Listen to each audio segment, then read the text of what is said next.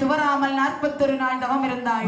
துவராமல் ஒரு மண்டலம் தவம் இருந்தாள். தவம் இருக்கும் போது தவத்தை அறிந்த ஏழைக்கு இறங்கும் ஈஸ்வரே அந்த பெண்ணுடைய கனவிலே காட்சி கொடுத்தார்.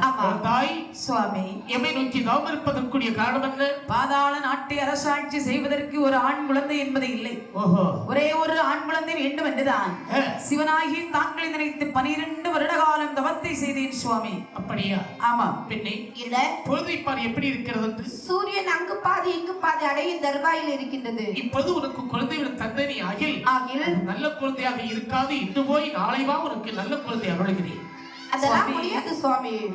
உங்களை நினைத்து தவம் இருந்த நேரமோ நேரம் சமயம் பார்த்து தவம் செய்யவில்லை. இல்லை, குழந்தைக்கு வரம் தந்தால் இப்பொழுது தர வேண்டும். இல்லாவிட்டால் உங்கள் முன்பிலே விழுந்து நான் உயிரை மாய்த்து விடுவேன். ஐயோ, கெடுவான் கேட்டால் நினைப்பான் கேட்டது கொடுப்பது நமது கடமை என்று பெண்ணி உன்னுடைய பக்தியை அமைக்கணும். தந்தையும் வர கொண்டே பக்தி சென்று அவர்களை அழகான ஒரு ஆண் குழந்தைக்கு வரம் கொடுத்து ஆண்டவனும் அறையே தவத்தை விட்டு கீழ் இறங்கி அரண்மனையிலே வந்த பெண்மணியானவள் ஒரே இரவிலே கருஜனித்தாள்.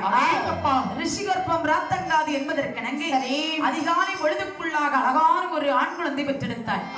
பாத்தீங்களா? ஒரு இரவில ஒரு ஆண் குழந்தை. நம்ம எல்லாம் ஒரு குழந்தை பெற்றெடுக்க வேண்டுமானால் எத்தனை மாசம் சுமக்கணும்? 10 மாசம் சுமக்கணும். படாத பாடுபடணும். எவ்வளவு கஷ்டப்பட இருக்கு, எவ்வளவு மாத்திரை சாப்பிட வேண்டி இருக்கு, எவ்வளவு தடுப்பூசி போட வேண்டி இருக்கு. இதெல்லாம் போட்டாச்சுன்னாலும் குழந்தை பெற்றெடுக்கிறதுக்கு ரொம்ப கஷ்டமா இருக்கும். ஆமா என்று அழகான ஒரு ஆண் குழந்தை பெற்றாள். சரி, குழந்தை பிறந்த உடனே கொப்பாடு நீக்கி கொப்பில் கொடி அறுத்து சேரை ஊட்டி அந்த குழந்தையை நல்ல நேரிலே நீராட்டி வர்ணமணி தொட்டிலே கிடத்தி அருமையாக தாளாட்டினாள். சித்திரப்பு சோலையிலே சித்துகின்ற தேன்மலரே முத்து முத்து பொன்மணியே செம்பவள வாய் மலரே ஆரிரரி ஆராரோ ஆரிரரி ஆராரோ ஆரிரரி ஆராரோ கண்ணே ஆரிரரி ஆராரோ சித்திரப்பு சோலையிலே சிந்துகின்ற தென்னலரி சித்திரப்பு சோலையிலே சிந்துகின்ற தென்னலரி முத்து முத்து பொன்மணி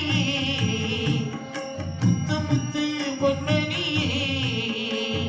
செம்பவள வாய்மலரே ஆரிரரி ஆராரோ கண்ணி ஆரிரரி ஆராரோ ஆரிரரி ஆராரோ கண்ணி ஆரிரரி ஆராரோ கண்ணி ஆரிரரி ஆராரோ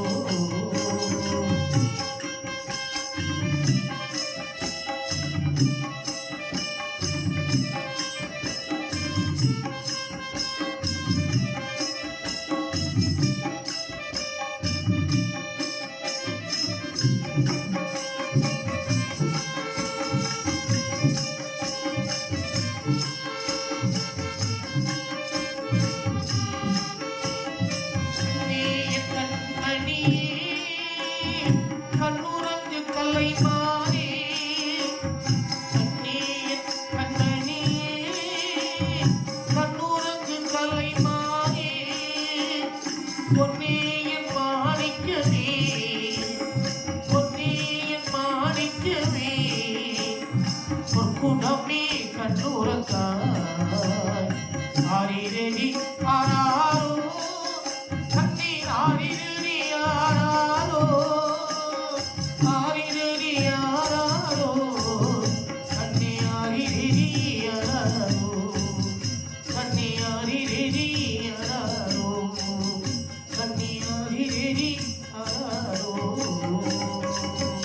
அருமையாக தாலாட்டினார்கள். சரி. தாலாட்டி சீராட்டி குழந்தை பிறந்து ஒரு 28 நாள் ஆகிறது. ஆமா. பிள்ளை பணி ஓட்டினார்கள். ஆமே. 41 நாள் வருகிறது. அப்படி. நாமதேனம் சூட்ட வேண்டும். ஆமா. இந்த உற்றார்கள் உறவினர்கள் எல்லோரையும் வரவழைத்தாள். அப்படி. அடியே, ஏடி எனக்கு ஒரு ஆண் குழந்தை பிறந்திருக்கின்றார். அப்படியா? ரொம்ப சந்தோஷம்.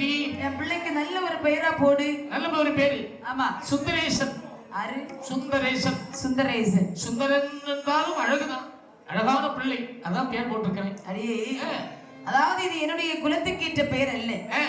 என் பிள்ளைக்கு நானே பேரை போடட்டுமா? அதான் பெரியவர்கள் சொல்லுவார்கள், எப்படி? படித்தவளுக்குத்தான் பிள்ளையுடைய அருமை தெரியும், கற்றவளுக்குத்தான் கல்வியுடைய சிறப்பு தெரியும். ஆமா. நீ ஏன் பேர் போடுமா? அதாவது எனக்கு கிடைத்த குழந்தையோ பரமசிவன் அருளால் கிடைத்த குழந்தை. ஆகையால் பரமசிவன் இடத்திலே ஒரு எழுத்து சேர வேண்டும். சேர வேண்டும். என்னுடைய குலமோ அசுரர் குலம். குலத்திலும் ஒரு எழுத்து சேர வேண்டும் என்று பத்மா அசுரனாகிய வல்லரக்கன் என்ற பெயரை சூட்டினாள். பெயரை சூட்டி நாளும் ஒரு நல்ல மேனியுமாய், பொழுதும் ஒரு நல்ல வண்ணமுமாய், வளரும் பிறை நல்ல சந்திரனை போல் வளர்த்து வராள் அந்த பாலகனை,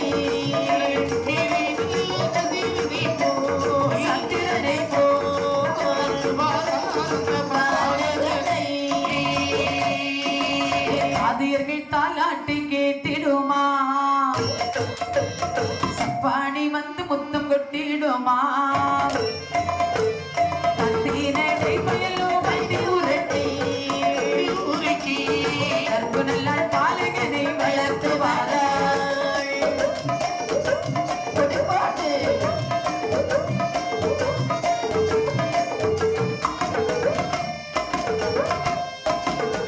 பத்மாசுரனாகிய வல்லரக்கன் என்று பெயரை சூட்டி பாலகனை நாளொரு வண்ணம் பொழுதொரு மேனியாக வளர்த்து வருகின்றாள். பாலகனை வளர்ந்து வருகின்றான். வயது ஒரு 5 வயதை அடைந்தான்.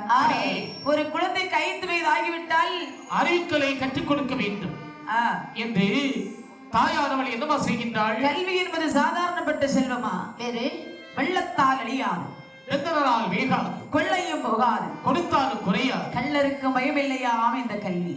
ஒரு மனிதனானவன் ஒரு பிறப்பில் பெற்ற கல்வியானது 7 ஜென்மத்தில் சென்று பலன் கொடுக்குமா? அப்படிப்பட்ட உயர்வான கல்வி செல்வத்தை ஆமா நம்முடைய மகனும் படிக்க வேண்டும் என்று நல்ல ஒரு அறிவுள்ள ஆசானை வரவழைத்து தன் மகனை பார்த்து சொன்னாள். என்ன சொன்னாள்? மகனை பத்மாசுரா, அம்மா, உனக்கு 5 வயது ஆகிறது.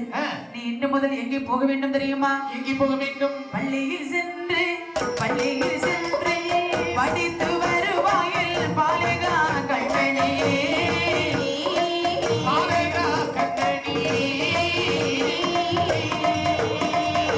பாலகா பள்ளியில் பல பேர்கள் வேண்டடா, பாலகா பள்ளியில் பல பேர்கள் வேண்டடா, பாதைக்குள்ளாரி மகனே படித்து வருவாயில், சுத்தி படித்து வருவாயில் பாலகா கண்மணி, பாலகா கண்மணி, பாலகா பள்ளியில் பல பேர்கள் வேண்டடா, பாலகா பள்ளியில் பல பேர்கள் வேண்டடா, பாதைக்குள்ளாரி மகனே. தாய் சொல் தட்டாமல் தானே புறப்பட்டு அவத்தால் உதித்தவனே,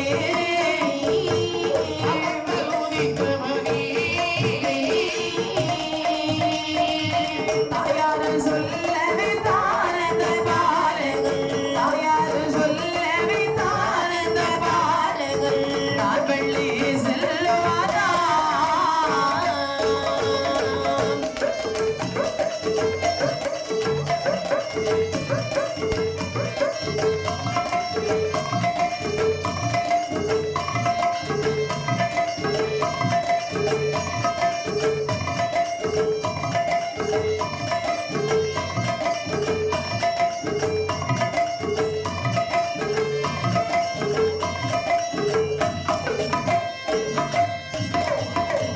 மகனை பத்மாசுரா, அம்மா, உனக்கு 5 வயது ஆகிறது. நீ இன்னும் முதல் பாடசாலைக்கு போக வேண்டும். பாடசாலையா? பாடசாலைன்னா என்னம்மா? தெரியாதாடா? தெரியாதம்மா, தெரியாது. பாடசாலைன்னா தெரியாதம்மா. பாடசாலை என்ன? பள்ளிக்கூடம். பள்ளிக்கூடம்னா ஸ்கூல். ஸ்கூல். ஸ்கூலா? நம்ம உட்காரக்கூடிய ஸ்கூல். மகனே, ஆமா ஸ்கூல்னு சொன்னா ஒரு மாதிரி நிறைய பிள்ளைங்க வருவாங்க. அப்படியா? ஆமா. ஆ, பாடம் படித்து தர வாத்தியார் இருப்பார், சரி. டீச்சர் இருப்பாங்க. டீச்சர் இருப்பாரா? டீச்சர் இல்ல டீச்சர். ஓ, டீச்சர். ஆமா. அம்மா என்ன அப்ப நான் பள்ளிக்கூடத்துக்கு போறேம்மா. போறியா? ஆமா. சரி போய் வா. அம்மா தாய் இந்த பாரு டாட்டா. டாட்டா. ஆ, தாயிடத்தில் விடை வெற்றி கொண்டு சரி பத்மாசுரன் பள்ளிக்கூடம் வருகின்றான். வந்து வேண்டிய பாடங்களை படித்து வருகின்றான். ஆ, 4 வேத நூலுகளோ நூலுகளோ நல்ல பக்தி ஞானங்களா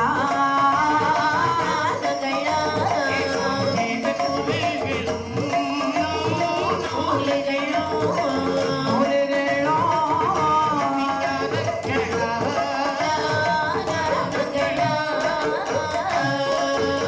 வித்தைக்கு மூத்தவனாய் வீரத்திலே சிறந்தவனாய் ஆணையற்ற குதிரை ஏற்ற படவு முறை தான் படித்தான். நம் மண்ணு கொண்டவன் போல் கொண்டவன் போல் வீரனாக திகழ்ந்துவாரா திகழ்ந்துவாரா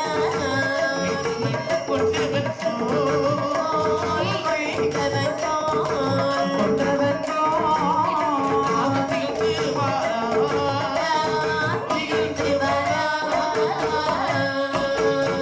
நாலு வேதங்கள், 6 சாஸ்திரம், 11 பிராணம், 96 தத்துவம். 108 ஆகமங்கள். அப்படி இந்த வித்தையெல்லாம் படிக்கின்றான். இன்னும் படிக்கிறான். என்ன? ஆணையேற்றம், குதிரை ஏற்றம், அடிமுறை பிடிமுறை, வில்ல வித்தை, மல்லியுத்தம். பொன்கரணம், பின்கரணம், வித்தையெல்லாம் படிக்கும் போது வயது ஒரு 18 வயதை அடைந்தான். அதோட குடி கட்டு. அது என்ன குடிகிட்டு? ஏமா 18 வயசுன்னு சொன்னா கட்டுல காலை பருவம். ஆமா. யாரு என்ன சொன்னாலும் கேட்க மாட்டான். அப்படியா ஒரு வரக்கூடிய பருவம். அந்த பாரு 18 வயசுல ஒவ்வொருத்தரும் எப்படி இருக்கான்னு பாரு. இது என்ன 18 வயசு பூர்த்தி ஆகல? ஆமாண்ணா, நடுவில் ஒருத்தர் இருக்கானே கோடு போட்டு அவனு 18 ஆயிடுச்சு. அதனாலதான் மண்டையில உள்ள கொண்டை எப்படி நீளத்தை வளர்த்தி போட்டுக்கான். அப்படியா? ஆ. வயசு கோளாரா? ஆமா. பரவாயில்லை, அதான் இப்ப மாடல். ஆ, ம். சரி. 18 வயதே இந்த வல்லரக்கன் ஒழுங்காக பள்ளிக்கூடம் போகல. இல்லை. ஒரு நாள் தாயானவள் கேட்டாள், மகனே பத்மாசுரா, அம்மா ஏண்டா நீ நேற்றைக்கு பள்ளிக்கூடம் போகல? நேற்றைக்கா? ஆமா. நேற்றைக்கு அதை விட நான் இன்னைக்கு பள்ளிக்கூடத்துக்கு போக மாட்டேன். டேய், அம்மா இன்னைக்கு போகல, போக மாட்டேன். நாளைக்கு போவியா? போக மாட்டேன். ஏண்டா போக மாட்டேன்னு சொல்றான்? அம்மா என்ன? இந்த மஞ்ச பனியம் போட்டிருக்கானே, ஆமா. அவன் கல்யாணம் பண்ணிட்டு இருந்து என் கூட படிக்காம. அப்படி அதனால உனக்கு என்னவா ஆள் ஸ்டைலா இருக்கான்? எனக்கு உடனே வேணும் என்னது? கல்யாணம். டேய், அம்மா கல்யாண ஆசை வந்திருக்கா? ஆமாம்மா. உனக்கு நான் தானே பொண்ணு பார்த்து வைத்திருக்கிறேன். யாரமாதி? அது யார் தெரியுமா? யாரு? அத்தை மகள் ரத்தினத்தை, அத்தை மகள் ரத்தினத்தை அருமை மனம் முடித்து வைப்பேன், அருமை மனம் முடித்து வைப்பேன். அத்தை மகள் ரத்தினத்தை, அத்தை மகள் ரத்தினத்தை, மகள் ரத்தினத்தை முடித்து வைப்பேன், அருமை மனம் முடித்து வைப்பேன். மாமன் மகள் ரஞ்சுதத்தை மாலை மண சூட்டி வைப்பேன். அந்த வார்த்தை கேட்ட போதே, அந்த வார்த்தை கேட்ட போதே, அரச மன்னன் ஏது சொல்வான், அரச மன்னன் ஏது சொல்வான். போடு போடு அப்படி போடு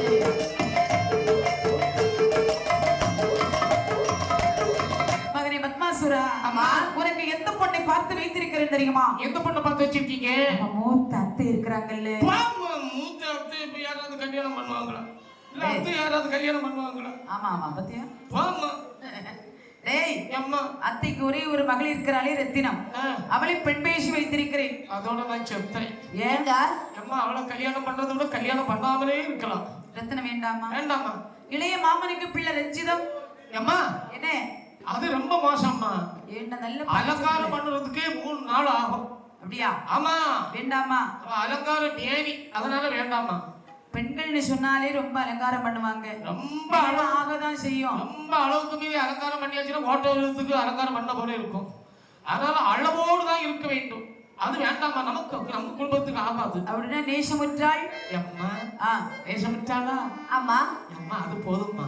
உனக்கு அவளை எப்படி தெரியும்? நாங்க 2 பேரும் 1ஆம் கிளாஸ்ல இருந்தே படிச்சுட்டு இருக்கிறோம். எத்தனை வருஷமா? 9 வருஷமா ஒரே கிளாஸ்ல ஒரே வகுப்புல. அவளையே முடித்து வைக்கிறேன் என்று ஆ, நல்லதொரு நாளையிலே பத்மாசுரன் நேசமுற்றாள் கழுத்திலே திருமாங்கல்யம் சுட்டினான். சரி. திருமணம் முடிந்த கையோடு ஆமா. பாதாள நாட்டு அரக்கனை முடிசூட்டி வைத்தார்கள் அன்று முதல் பாதாள நாட்டை வல்லரக்கன் எப்படி ஆட்சி பரிபாலனம் செய்து வருகிறான் பாருங்கள். எப்படி எப்படி ஆறு எல்லை சுள்ள உலகே எல்லாம் உலகே எல்லாம்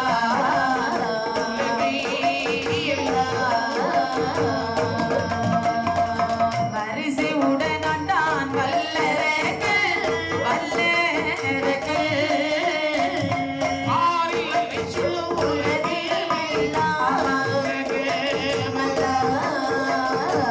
உலகை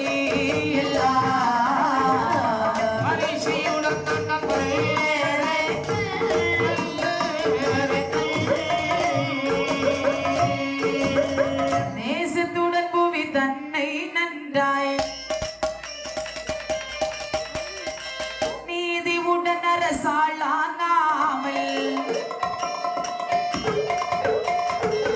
ஆண்டு வருகின்ற நாளையிலே ஆண்டு வருகின்ற நாளையிலே ஆண்டு வருகின்ற நாளே அரக்கனரை முறை செய்யாமல் ஆண்டு வருகின்ற நாளே ஆண்டு வருகின்ற நாளே ஆண்டு வருகின்ற நாளையிலே